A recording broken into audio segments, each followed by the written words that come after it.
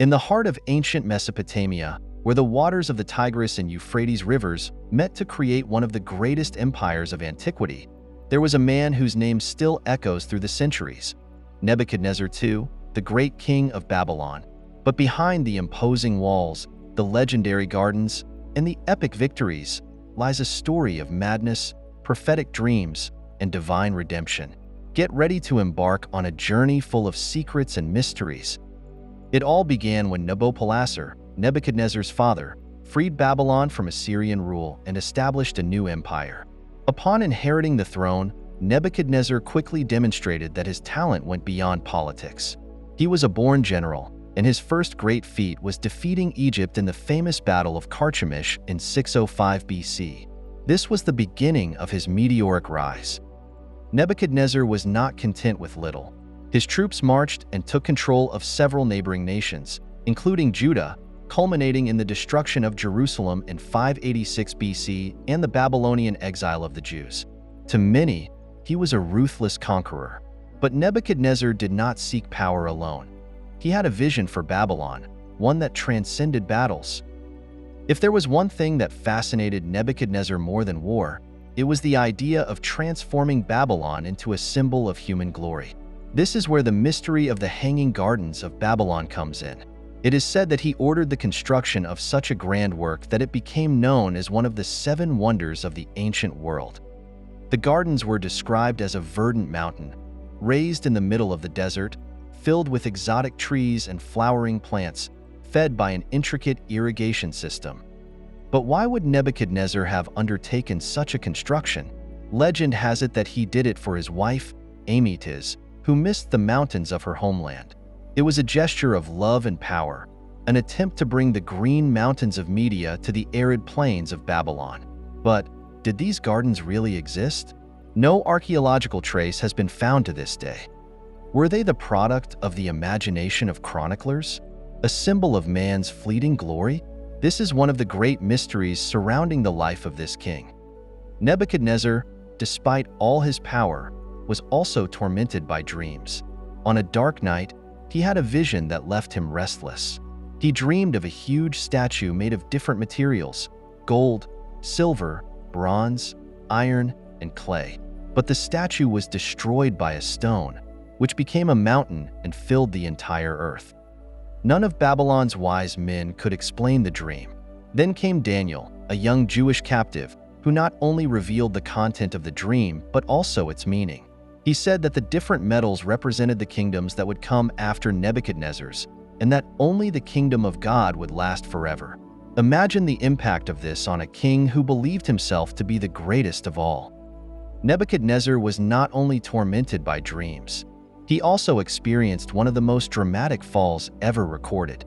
After razing the city, building impenetrable walls and monumental temples, Nebuchadnezzar allowed pride to take hold of his heart.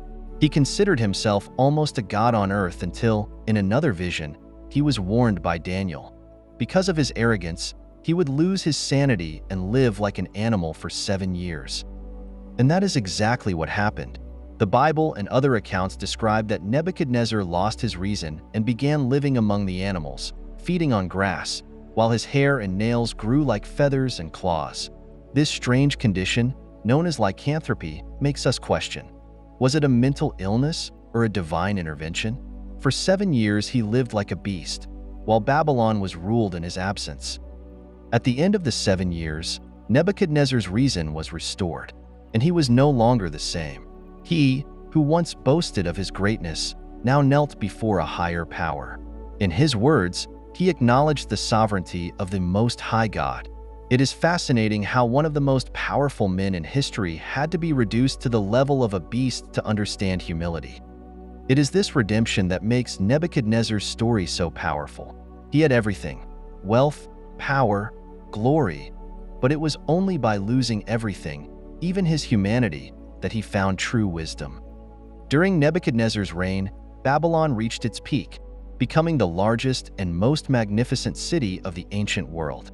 The city was filled with grand temples, bustling markets, and imposing structures. The Ishtar Gate, decorated with brilliant blue glazed bricks and mythical creatures, was one of the wonders that showcased Babylon's glory. Under Nebuchadnezzar's rule, Babylon became not only the political capital, but also the cultural and economic hub of Mesopotamia. The Hanging Gardens might be a mystery, but the grandeur of Babylon is undeniable. The city's famous ziggurat, the Etemenanke, is believed by many to be the inspiration for the biblical Tower of Babel. It symbolized mankind's ambition to reach the heavens, a theme that Nebuchadnezzar himself seemed obsessed with, reaching greatness beyond the boundaries set for men. Religion played a central role in Nebuchadnezzar's empire. He was a devoted worshiper of Marduk, the chief deity of Babylon. Nebuchadnezzar spent much of his reign restoring temples and expanding the cult of Marduk, believing that the prosperity of his kingdom was directly linked to the favor of the gods. One of Nebuchadnezzar's most intriguing and mysterious acts was the strengthening of his relationship with the divine. He believed his victories were a direct result of divine favor. But at the same time, the episode of his madness suggested that even the favor of the gods had limits when it came to human pride. As Babylon expanded its territory, it brought back countless captives to its heart.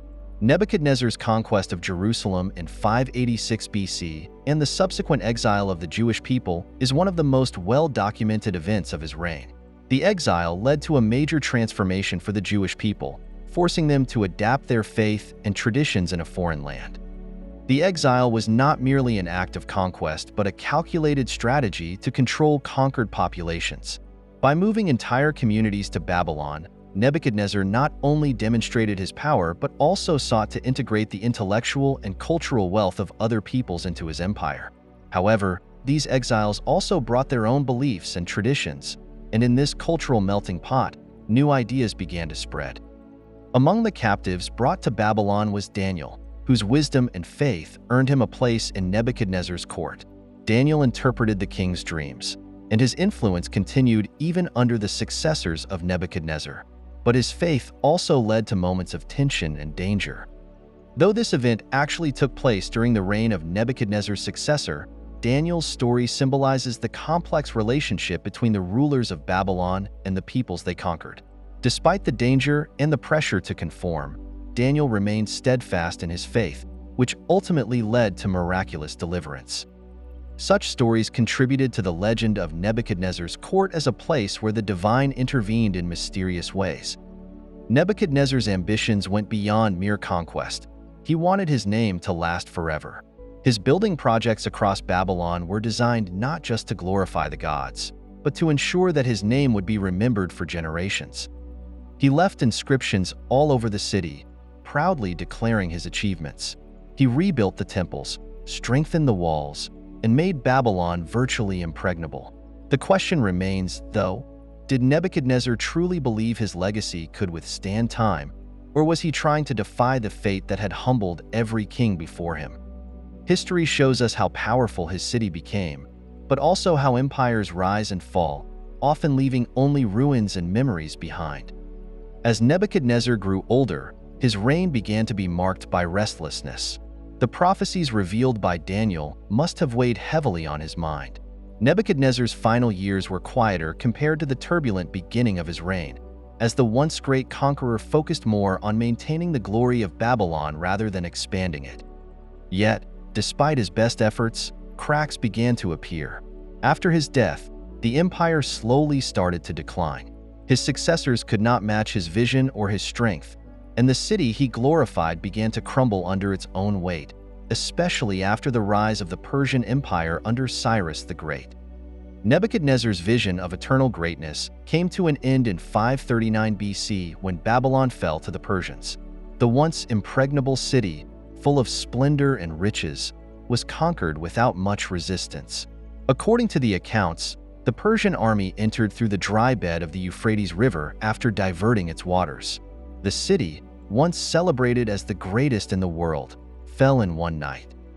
The fall of Babylon, despite all of Nebuchadnezzar's efforts, raises an essential question. What truly endures? Was the king's life, filled with pride, power, madness, and humility, a reflection of the fleeting nature of all human ambitions? His story is a poignant reminder that, no matter how much power a man holds, No matter how grand the cities he builds, time and fate have a way of humbling even the mightiest. The ruins of Babylon, scattered in the desert sands, tell the story of a great king, his dreams, his fall, and his redemption. Nebuchadnezzar's story is one of glory and mystery, of ambition and divine lessons. And perhaps that is why his name still echoes today, because it reminds us of our own ambitions, our pride, and the importance of humility. What do you think of Nebuchadnezzar's legacy? Was his madness a divine punishment, or merely the consequence of unchecked power? Leave your thoughts in the comments below, and don't forget to subscribe to the channel for more journeys into the mysteries of history. These chapters add depth to Nebuchadnezzar's story, showcasing his accomplishments, his challenges, and the ultimate fall of the empire he worked so hard to build. It's full of fascinating historical elements that can engage viewers, while also offering reflections on power, humility, and the ephemeral nature of human achievements. Thank you for joining us on this journey into the past. If you found Nebuchadnezzar's story thought-provoking, share your thoughts in the comments. Which part of his life resonated most with you? And what does his journey teach us about our own place in the world today? Remember, every story from history has a lesson waiting to be unraveled. Subscribe to our channel for more captivating tales from the pages of history. Let us continue exploring the mysteries of humanity together.